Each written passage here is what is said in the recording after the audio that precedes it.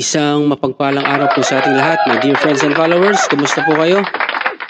For today's video, ibabahagi ko po sa inyo ang 5 palatandaan na ikaw ay mayroong malakas, matatag na katangian. Pero bago yan, kung di ka pa po nakafollow sa ating FB profile, please follow, like, and share. Maraming salamat po.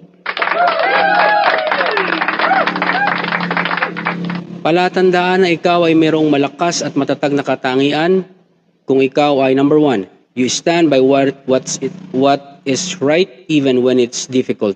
Tumatayo ka, tumitindig ka sa kung ano ang tama kahit mahirap para sa iyo ang magdesisyon dito.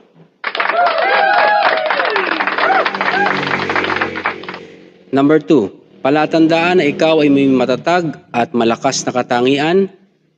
Your respect is given to everyone. Nirerespeto mo ang bawat isa. May aral man o wala, bata man o matanda, binibigay mo sa kanila ang iyong respeto. Palatandaan na ikaw ay mayroong malakas at matatag na katangian. Number 3, mistakes are acknowledged and seen as lessons. Kinikilala mo, tinatanggap mo ang mga pagkakamali at tinitignan mo itong isang aral at may natututunan ka mula rito. Isa kang may malakas at matatag na katangian. Number 4, kung ikaw ay success doesn't lead to arrogance. Kahit na nasa tugatog ka na ng tagumpay o nasa tagumpay ka na, hindi ka nagmamayabang. Ang iyong mga paa ay nandun pa rin sa lupa, nakasayad pa rin sa lupa. May kasabihan nga na makikilala mo ang isang tao kapag binigyan mo siya ng isang posisyon o bigyan mo siya ng kapangyarihan at bigyan mo siya ng pera, doon lalabas ang kanyang kulay bilang isang tao.